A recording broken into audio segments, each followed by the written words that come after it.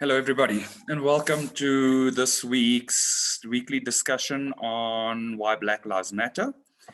Our topic today is going to be around the topic of unconscious bias as it plays out in just our relationships, in the workplace, and just in general. So I think by now you've all met everybody that's part of the discussion group. So we're going to go into a bit of a, just kind of a almost textbook definition, but just in the sense that it kind of orients you to the topic of what we're discussing, and then we'll take it from there in terms of how we've experienced unconscious bias. Some of you might have heard of the concept as implicit bias. And ideally, there are two forms of bias. The explicit type is where people show up and they know that they're showing up that way and they choose to show up that way. And then the implicit bias is where they show up, but they're not actually conscious of the way that they're showing up, which psychologically is then an unconscious bias. And under pressure, you will find that people display their unconscious or implicit bias very easily and very quickly because it's their natural response. They don't realize that it's a natural response. And psychologically, they don't realize that those are the kind of things in the background running the script for them. So it shows up in instances where we have a belief about certain people, but we're not aware of that belief. So racially, you could have this belief that all Greek people own corner stores, and yet it's not necessarily the case. And it's so unconscious that you don't realize that you're forming that judgment. And it kind of forms the basis of a value judgment sometimes. So you judge people on the value of their belonging to a certain group or because they're a certain type of person without realizing that that is actually what is happening. And under pressure, it shows up significantly more and sometimes more dangerously than if you were conscious and aware of the bias, which is then the explicit form of it.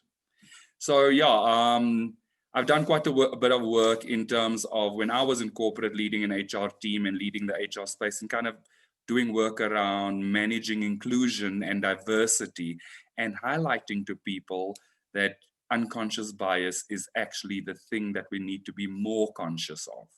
So you kind of need to surface those components of unconscious bias, because that is actually the thing that kind of influences the relationship without people actually realizing that it's influencing the relationship.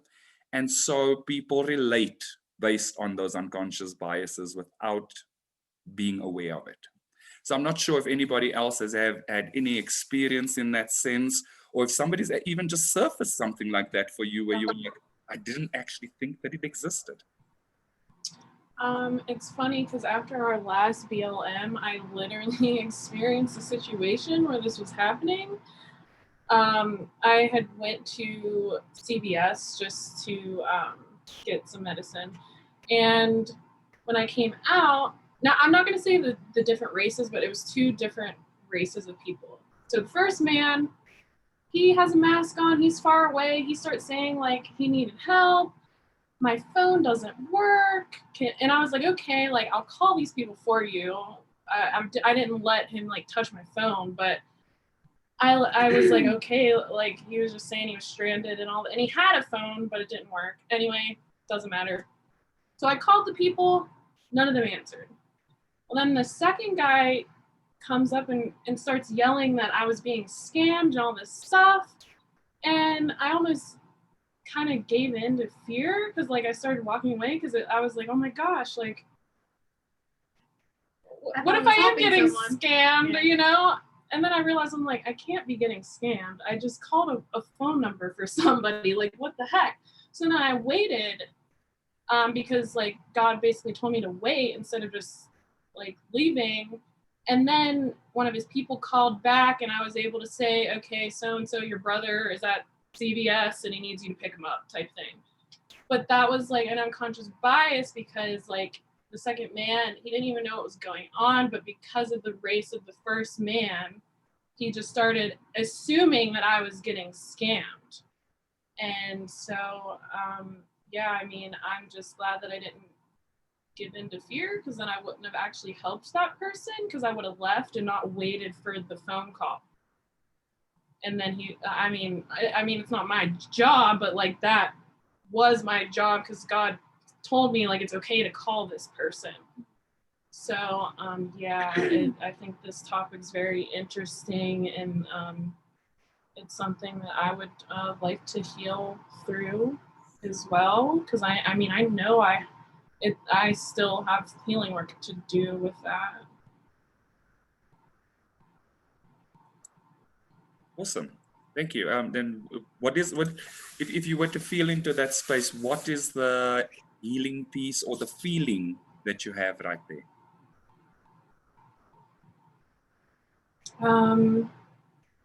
It just feels like just afraid of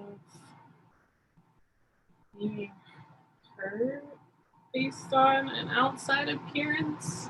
I don't know. Like, it's weird. See, so that's the nice thing, because that is actually just kind of demonstrating the unconsciousness attached to that kind of thing. So when you feel into the space, there's a surface feeling, but there's an unconscious feeling that you kind of need to feel deeper into. Okay, yeah. So do you want to go there? Yeah. Mm-hmm. And what is that feeling?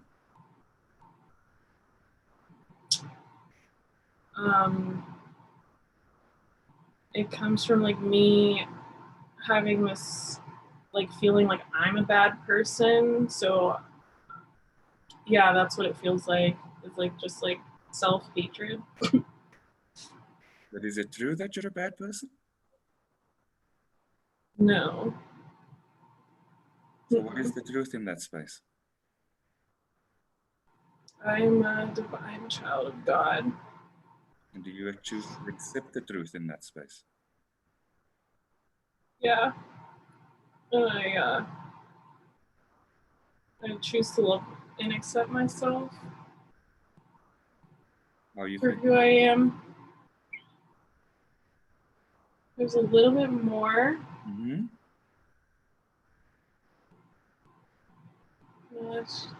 Yeah, this definitely is like something to just keep working on. Awesome. And what do you need to feel loved in that space right now? Love and acceptance. Can you give that love and acceptance to yourself in that space? Yes, I can. Do you want to go ahead and do that? Yeah, but first I choose to let go of resistance, because it seems like I just have a lot when I try go into this. Does the resistance serve you? No. So can you let go of the resistance now? Yes. Awesome. How are you feeling now?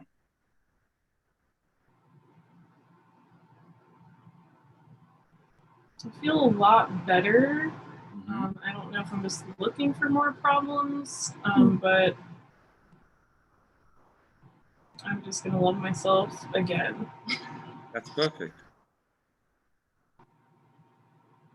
Can you let go of the not having clarity in that space and find the clarity and see if there's something else there?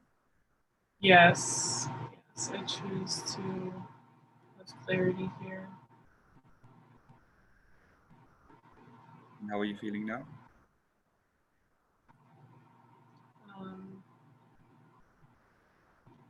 Just sad a little bit.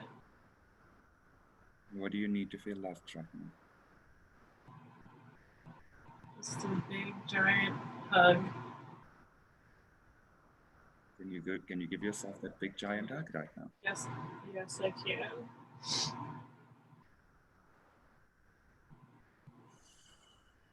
And how do you feel now?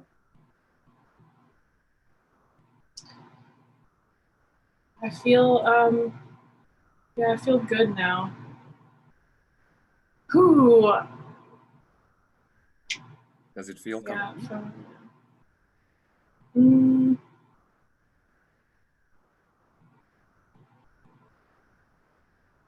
like there's part of it that does, and then it's like, oh, there's still this piece here. It's like I don't want to drag Do you it choose to out. release the pressure there and just allow the healing to take place? I never like thought of that before. Yeah. Does the pressure serve you? No. Is it perfect to take the healing steps as they're presented to you? Yes. How are you feeling now? Yeah, I think I feel good now. I finally clicked, like that piece you said about just like accepting the healing. I'm like, oh yeah, that's I need to do that instead of like just hunting down more stuff when it's not there. I think that's what I do, and then I loop myself into it. But Do you choose to let go of that judgment of yourself right now? yeah, How are you feeling right now?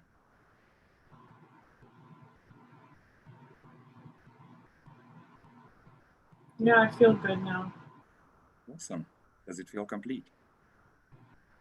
Yes, it feels complete. I'd like to just welcome all of that home and just allow. Mm-hmm. Thank you for sharing that with us. Oh yeah, I thought it was perfect because I was like that day when it was happening, I was like, this is after BLM. That's super weird. Like, I definitely have to share that, you know? So, yeah, thank you. Thank you. Anastasia, your card is satisfaction. You let the energy of love guide you to self-approval so that others no longer define who you are. Oh, we got a new deck. Thank you.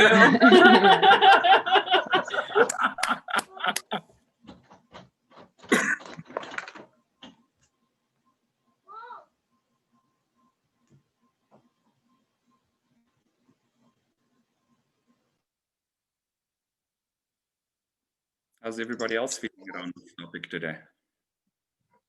Well, just to bring like context to why we're here, what brought us here, implicit bias and explicit bias is kind of one of the biggest things when it comes to interactions with the police and what kind of stirs that. So what you'll hear is a lot of police departments are incorporating bias training, and what does it look like to include that in their training, and what that looks like.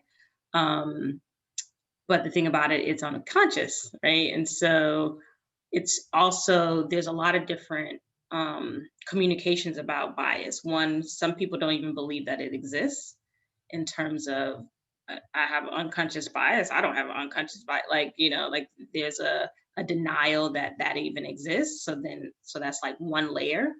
And then the second layer is when people are recognizing that it exists, people want to be like, okay, let me solve it. Like, you know, let me figure it out.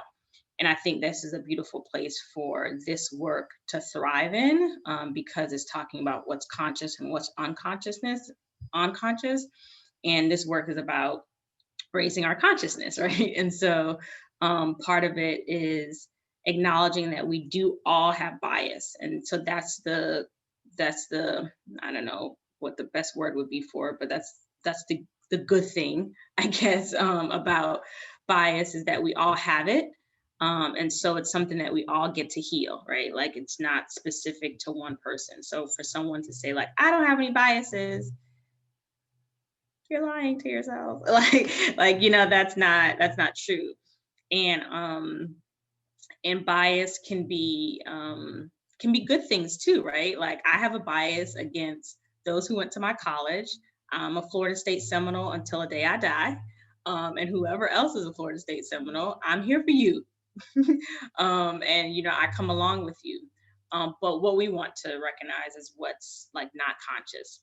And so I did like this exercise in this group one time, where we stared in each other's eyes for a period of time. And then after staring in each other's eyes, we got to write down like things that came up for us, for the person. And I was able to identify things to him, and then he was able to identify things in me. And what he identified in me was that I had a bias against homeless people. And that was true. Like, I don't think I realized it until he like said that, but I was like, yeah, I have a little bit, a little bit. And yeah, that's not cool. I like to heal that, actually. Can we heal that? But yeah, he was like, because you're a hard worker, you're very determined, and because of that, like, you have a bias against homeless people.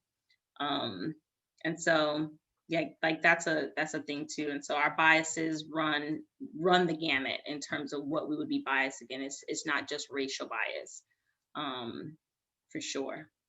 So yeah, just wanted to, I don't know, focus it in.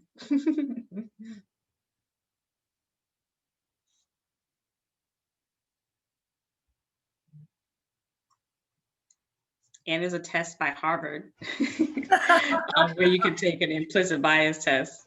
If Yeah, you Google, I think it's called an implicit association test. mm-hmm.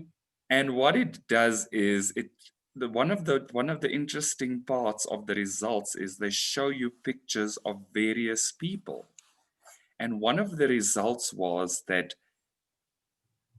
generally in the test, the black faces were seen to be more aggressive than the non-black faces because of unconscious bias. Mm-hmm. So yeah, it's don't tell them the test. Don't tell them the secret to the test, Granville. They gotta go take the test. I mean, the results in norming it showed that. So you know, like, so if you wanted to read up about it, you'd probably find it quite easily with most people. So I know you said there was a piece that you wanted to heal through, and I felt that Daniel and Deanna were the best people to help you heal through this. Are you guys comfortable to do that? Sure.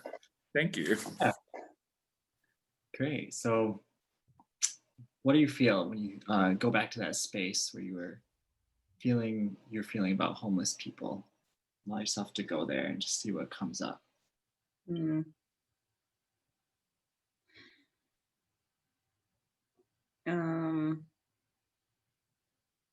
I guess there's definitely there's compassion for someone who's homeless. I guess, like, there's definitely like a compassionate part of me. But the compassion comes from, like, I missed that opportunity. Like, there could definitely be a time when I could have been homeless, but for friends and family and all those different things. And so part of me is like, where's their friends? Where's their family? Like, why are they choosing to be in this situation? I feel like it's not a humbling way. Like, you have statistics about homeless people, and it's not so much that they can't afford to have a home or anything like that. Like, it's a mindset, like it's a mental, like, block, if you will. Thoughts, but let's drop into the heart and see what's what's the feeling. So just imagine yourself present to somebody who's homeless, and what's the feeling that comes up there?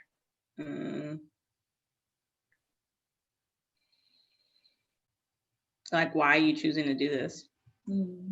Yeah, so you're upset that they're making a choice there to, Yeah, if you could like state the upset like as clearly and concisely as possible, what would it be?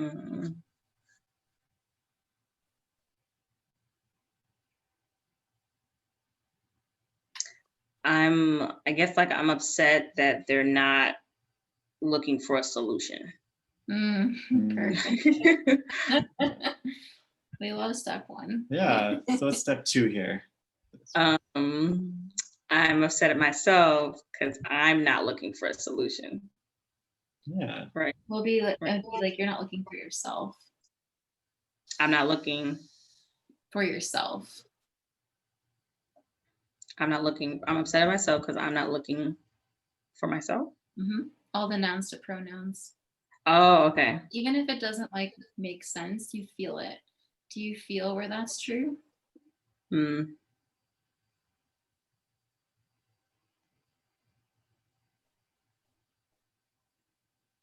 Yeah.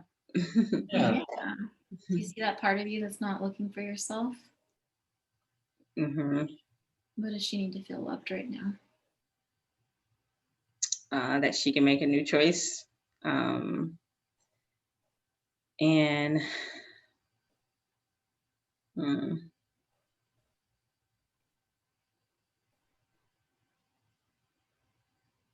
Yeah, do you want to give her power back, her power of choice?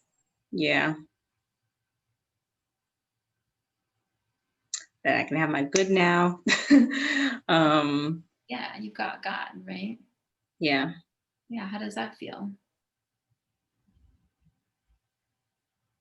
It feels good. Yeah. How are you feeling now?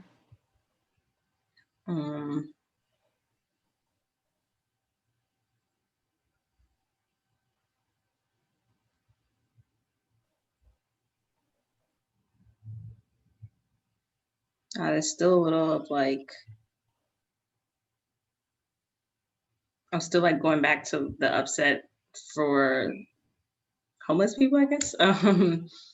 Rather than, What is the upset?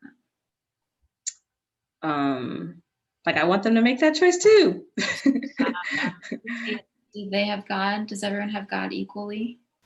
We do. Yeah, and everyone has the power of their choice equally, right? Yes. Yeah. Yeah. So step 2 of that would be like, I want to make that choice. Do you make the choice to be fully supported? I do. Completely. Yeah. Are you completely supported? Always have been. Yeah. Yeah. So you do have that power to claim your support, and God is there for you. Yeah. Yeah. Mm. How does it feel to know that you're completely supported by God, no matter what? It's always reassuring. Yeah. It's Yeah. a level of peace for sure. Beautiful. Yeah. How are you feeling overall right now? Some really good clarity on this, actually. Good. How do you feel about someone that's homeless now?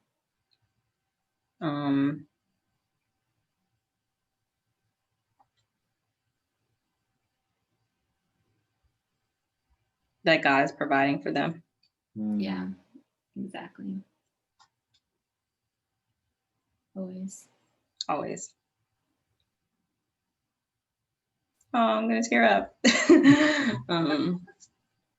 Yeah, and compassion, like it never needs to be like pity or judgment, right? And if it is that, then we can mirror it and see where we're pitying ourselves, right? Yeah. Right. The reason why we would fear a homeless person is if we, like you said, we feel like it could happen to us too. It's a feeling that that support doesn't exist, but you just heal that illusion because you are fully supported as God's child. And I feel like that was a really good example to bring up because it just shows how the mirror exercise, like that's really the point of it, is to show, like, because without the mirror exercise, we're just walking around with these unconscious biases, and it's really what it is a projection, and that's step 1 of the mirror exercise, right? I project, but of course with the mirror exercise, you don't stay at the projection, but you see where you need love in that place. So like anyone, like I love that you gave that example because anyone that triggers you can be the source of your healing. A homeless person on the street or a rich person can trigger you. I mean, anybody can. You know? Thank you. Yeah, thank you. Yeah, Kalita, your card was detachment. You are releasing old patterns and ideas that no longer serve your highest ideals of love. Oh, sorry. Good stuff.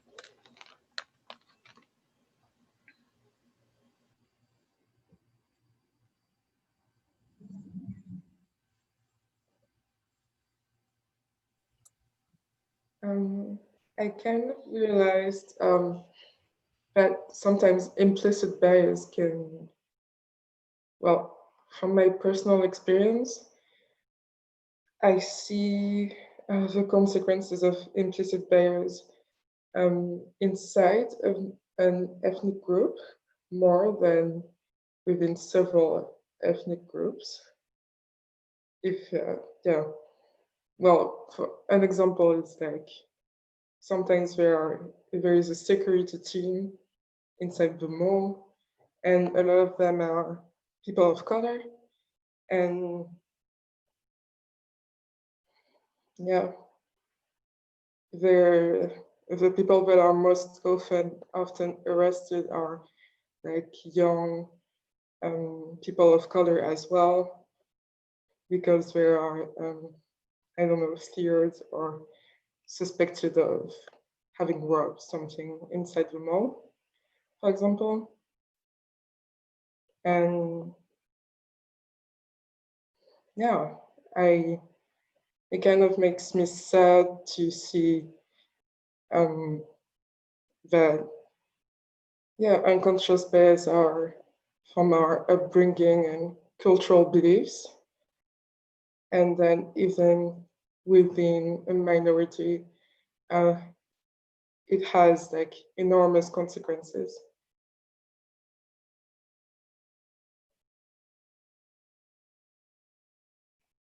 Yeah, and I don't know, there are so many examples, but sometimes when I'm in the street, you know, at night, it's because I'm a woman, right? But if there is someone like that is pretty tall and that is dark skinned, I will have that,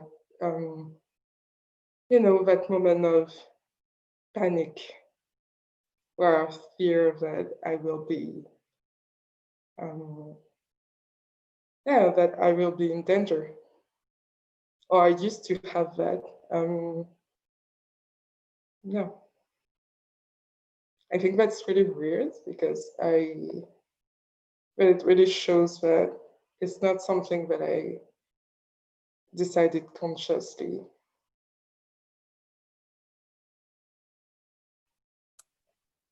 And I think that is part of why it is important to surface unconscious bias, because kids actually internalize it by learning through the behavior of others without it actually having been explicitly stated.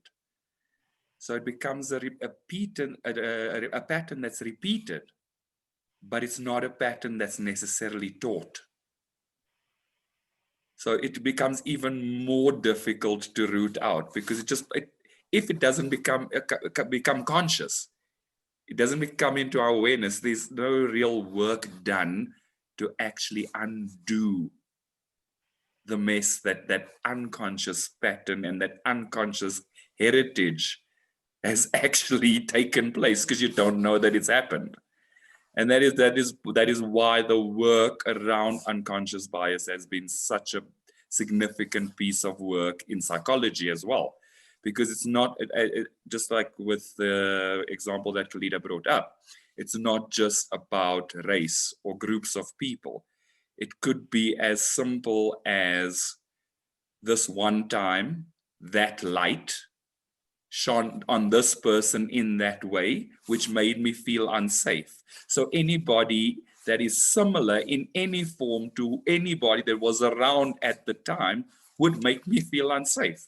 And you would never know that that is actually internalized. That's how simply and easily it just kind of infiltrates into your system.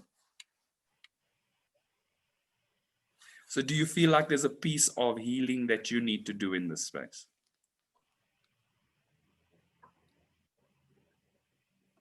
Yeah. So I have a sense that Ray and Anastasia are the people to take you through this process. All right. So how are you feeling right now, Yureen?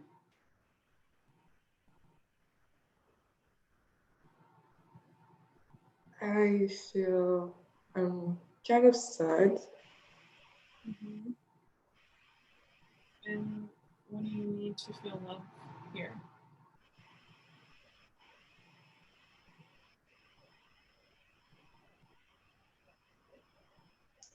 I feel like I need to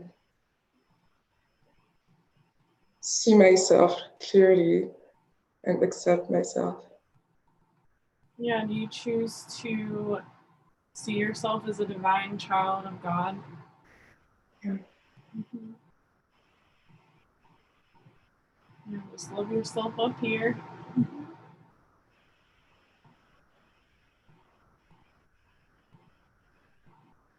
How are you feeling?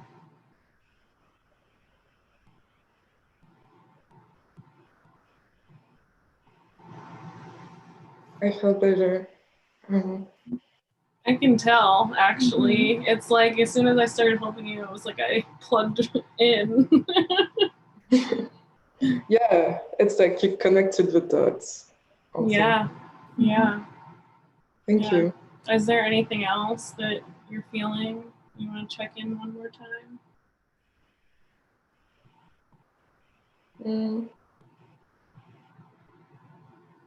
I don't know if there is healing to be done there, but from my experience, a lot of unconscious bias can revolve around hair, natural hair, especially in the workplace. Mm-hmm. Because like even for my parents for a long time, because they are from another generation that used to have straightening burn in their hair, my hair is seen as unprofessional. And so, yeah, I'm just coming to realize that all of me is a gift of God, not just part of me, you know? Yes, I really love that because I'm working on the same stuff. And I know Deanna was talking about this recently too, like healing around her hair. That's definitely a great example. And I always like saw it in my family because we all had different hair, you know, and so. Yeah. What I would say is like, have you, do you maybe want to mirror this as well, go a little deeper here with this? You know, like, so what I'm hearing is I'm upset because my hair is seen as unprofessional. Mm-hmm. Yeah. So I'm upset because I am seen as not myself. You feel that part of you that feels like maybe she's not expressing herself completely or being seen as who she truly is within. Yeah, Yeah. In that space, what does she need to feel love?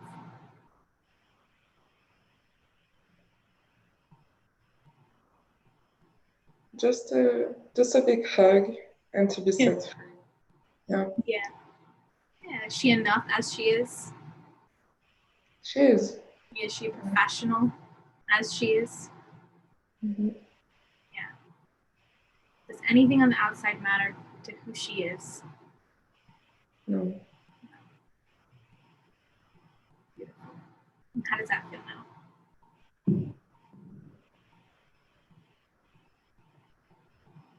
Feels really good. Is there anything else there that feels bad or icky?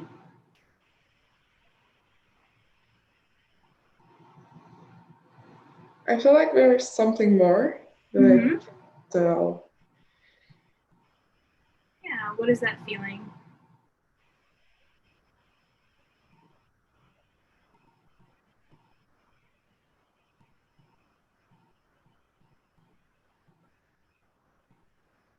I don't know, this feeling of being misplaced or mismatched in my environment.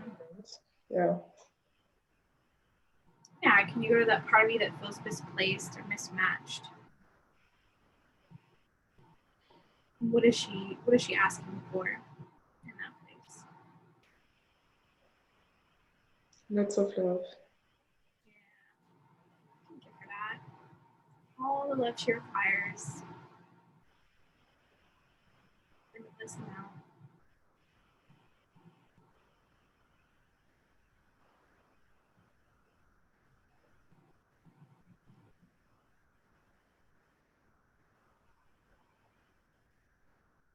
How does she feel now? Much better. Anything else there? She's feeling? No, I don't think so. Awesome. Good job, Doreen. That was good. Thank you for that. Yeah, thank you. Welcome.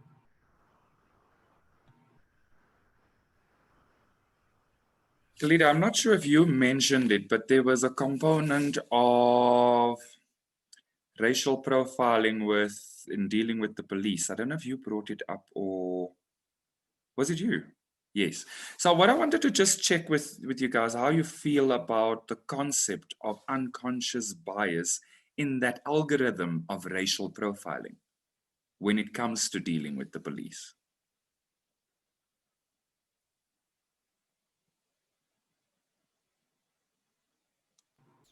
So from my perspective, and then this is also from hearing a lot of what other people have said in previous BLMs too, is that like police are looking at people like they're using this racial profiling because that's all they know, right? And I think Jeff and Shaleia even mentioned in their sermon in regards to BLM, something in regards to like seeing people for who they are, and it's something that's not like it's not currently learned in the like the police departments, right? But like that there's something to be healed there in regards to like seeing people for who they are, which is what kind of Doreen was talking about, like being seen for who she is and not by the color of her skin. Yeah, so I wonder if it has something to do with just the fact that it's just ingrained within police officers, and it's a taught thing. I don't know specifically because I've not experienced it for myself, but that's just kind of what it feels like when I feel into it. That it's something that like it's based on like behavior, the media, in the past, and yeah, it's just my thoughts on that. Yeah, I also feel like it's because, and I agree with you, that it probably stems quite deeply in the media in terms of the publicization of stories that relate more badly to certain kind of colors of people than others. And so the implicitness of the picture informs the explicitness of the picture informs the implicit formation of that bias. Right. It's definitely the imagery, your personal experience and things like that, right? Like of how you would view someone. Yeah. And yeah, like I know for me, like growing up, I wasn't around a lot of people of color. And so like when I like came to know people of color, like I only knew what I knew from the media, right? And so I tiptoed a lot. You know, like right. A lot of the time the gangster was the black guy. Right. The chains and the gold teeth and all that funny stuff. And it's going to kind of perpetuates those things. Well, but unfortunately, it also creates the unconscious bias because you are used to seeing it that it just forms an opinion in the back of your mind that you don't know you're running. Well, and I also wonder too, like if it then, because I have that happening, that I then manifest experiencing people that are like that, right? Or just experience them in that way, right? It's like, so one of the things for me that like I've always had, in terms of people of color was like, oh, they're very obnoxious, or they're very like they have a big attitude, like they're like very like aggressive and angry. Like that was like what I had always grown up with knowing as. And so like I definitely think I like manifested a lot of that experience of like, when I was in college and I met, people from the first time of color, it was like all these people who had that same like I was experiencing them in that way, right? And like now I don't really experience that. Like in this community, I don't experience, you know, people of color being this like big personality, angry, like, you know, aggressive or whatever, right? And so I wonder if it also has to do with like your bias also then projects it and you experience it. Like even if that person isn't that, the person somehow starts acting that way because essentially you make your reality, right? So I wonder if there's something there to that. Yeah, I agree, because you're projecting it into your reality. So you are going to experience more of it. And because you're projecting it, you're not necessarily allowing in evidence that's contradictory to it. Right. I want to put something for what Ray just said. So the other way that implicit bias like kind of comes in is like, what if the person had a big personality and was angry, right?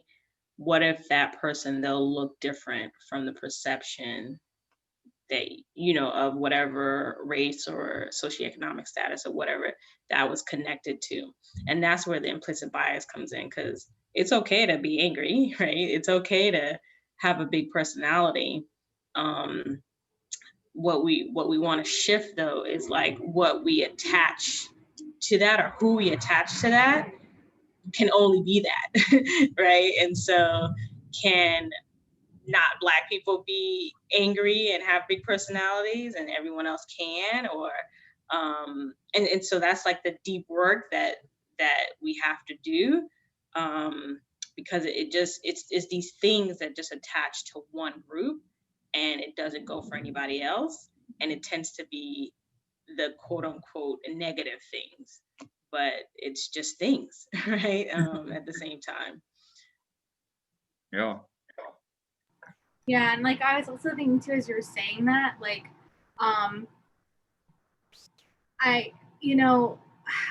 it's interesting, like how we attach things to an entire like group or collective, and like, and I was thinking about like why would we do that, or why would someone do that, right? Because we're all obviously intelligent beings, so like there's a reason why, there's a belief there of why we do that, whether it's a false belief or not.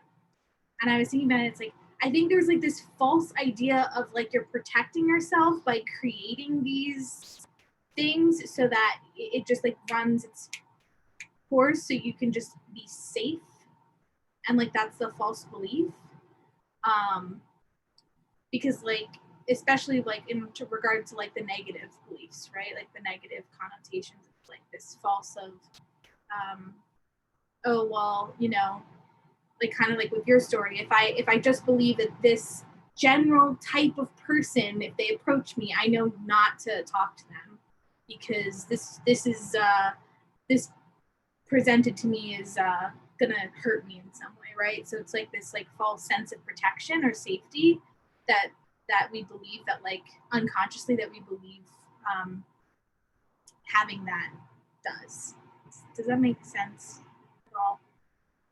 Yeah, and I want to add a little bit. I think what the work teaches us is, any part of ourselves that we deny or repress, we will project.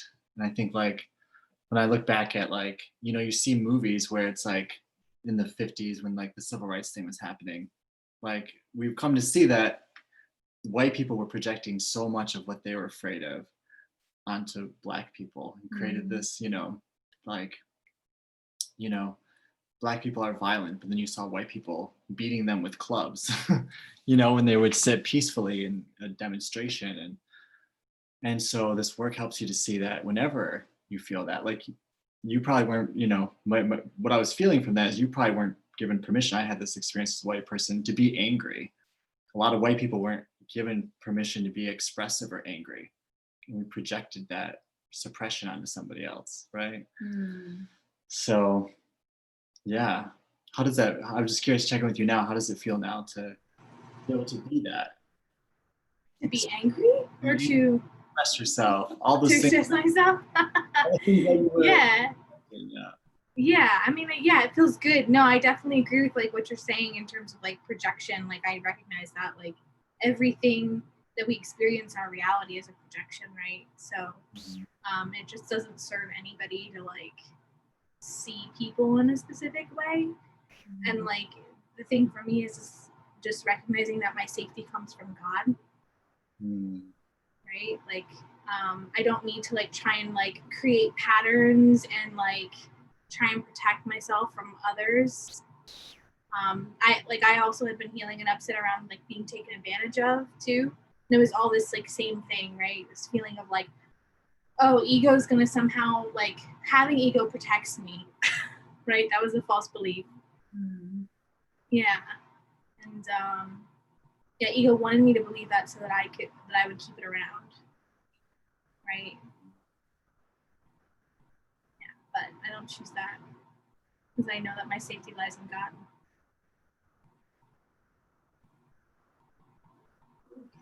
Yeah. And what I was feeling from what you said, right, was kind of that feeling of control, control over yourself, and projecting that control to other people. Not you specifically, but like this feeling of, I don't have a right to express myself like that, or I'm controlling myself to not be a certain way. And so I'm projecting that to people. And if I don't have a right to be like that, the other people doesn't have a right to be like that either. So yeah, I think that was what was expressed with this like false feeling of safety that we were giving ourselves by creating this bias. It's like a form of control of what's truly happening and how God protects us.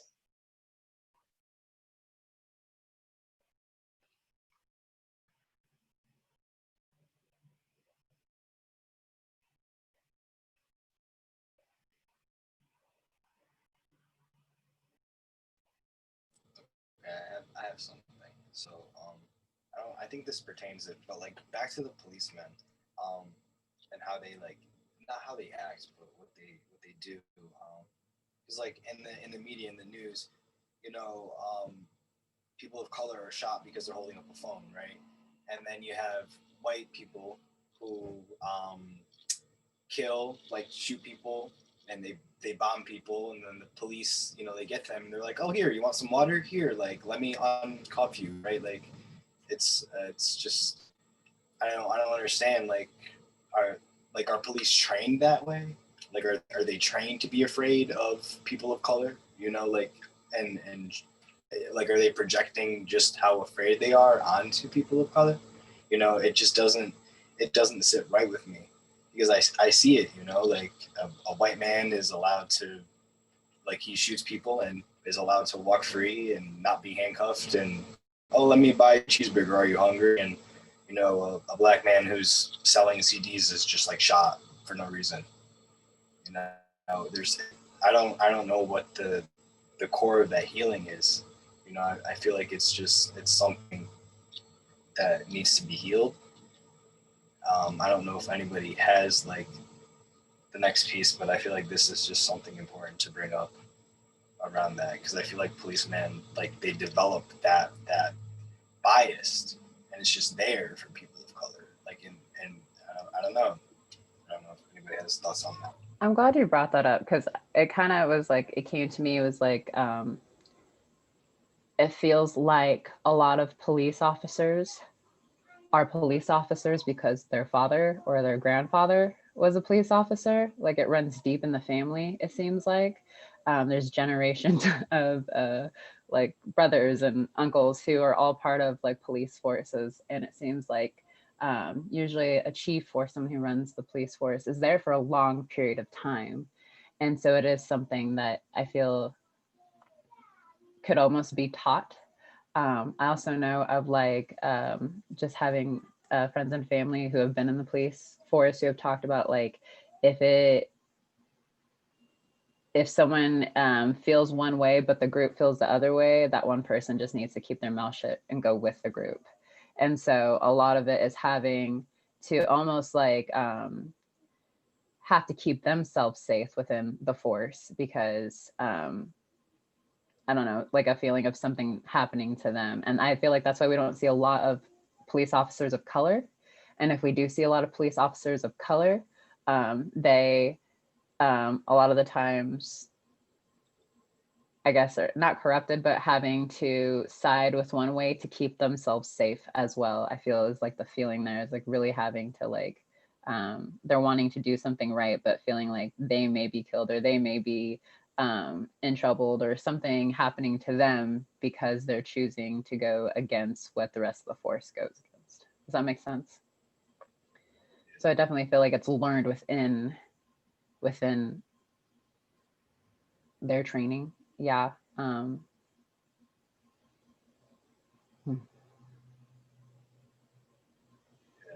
are you feeling like about it? Maybe there's something. Yeah, it definitely brings up a lot of just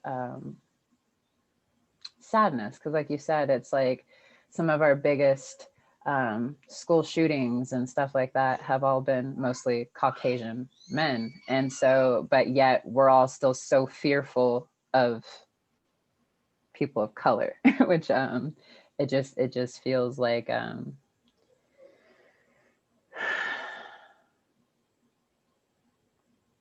don't know, it's just like this feeling like they're just choosing to hate because that's what they just want to choose. Like they just choose to not see past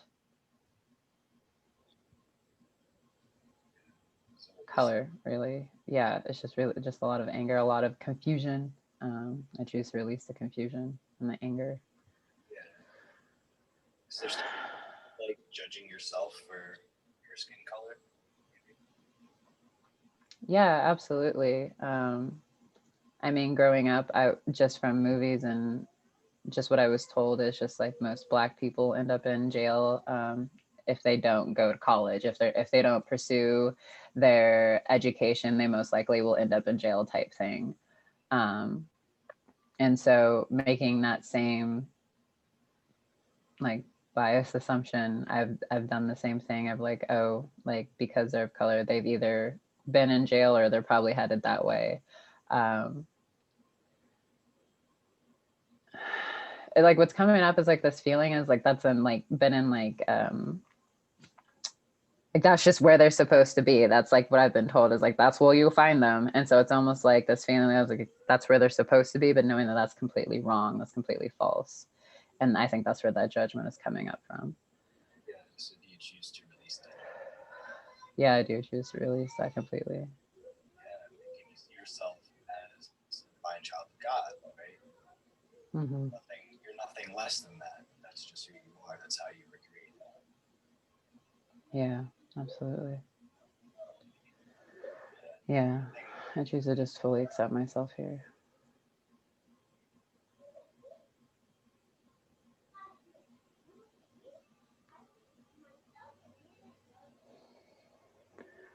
Oh, yeah, just a lot of sadness coming up. Just a lot of like, it's just like, it feels like there's just like this big, huge miscommunication.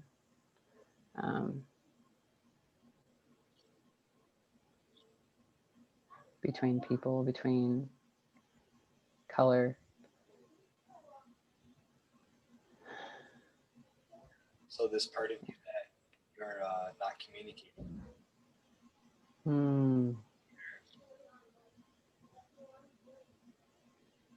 Yeah, just like not, I guess there's like a part of me that wasn't just giving myself the permission to just be okay with the way that God created me, giving me myself permission to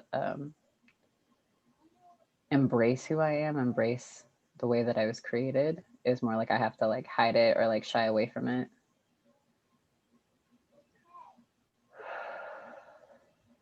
To be herself. Yeah.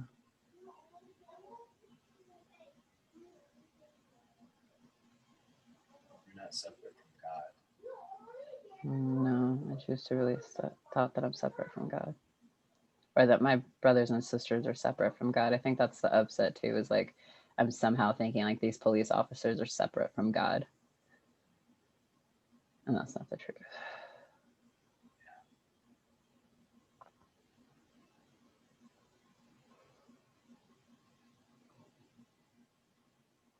Yeah, like there's this feeling that I still want to like keep police officers separate. Like I want to see, like view them, of course, like outside of me, but like that I'm not like one with them. There's like this feeling like I don't want to be one with them, but I mean, in truth and at the core, we all are one.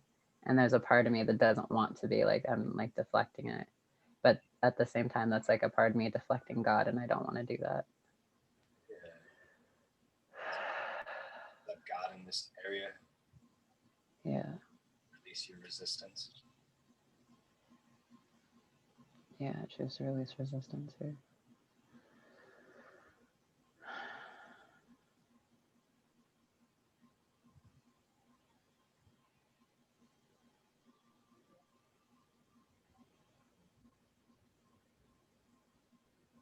Yeah.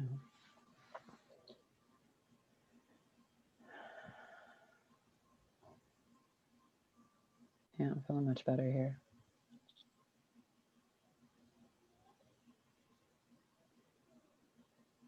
How are you feeling now?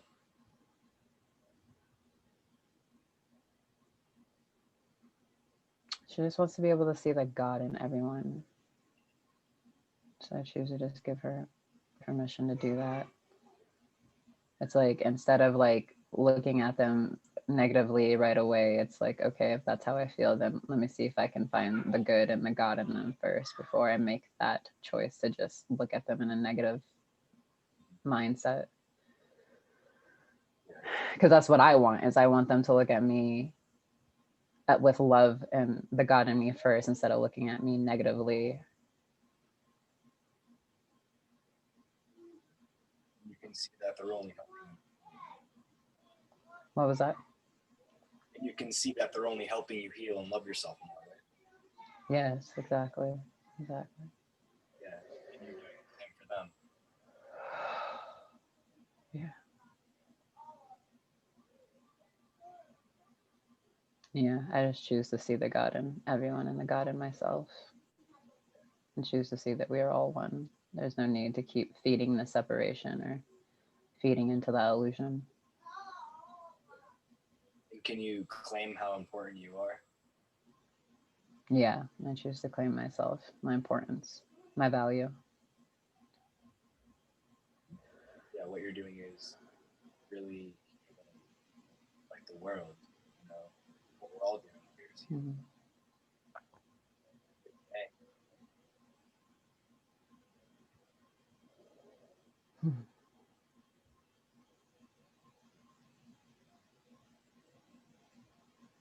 Yeah, I'm feeling complete here.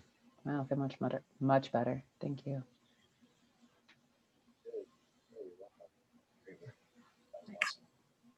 Thank you. Awesome. Thank you, guys.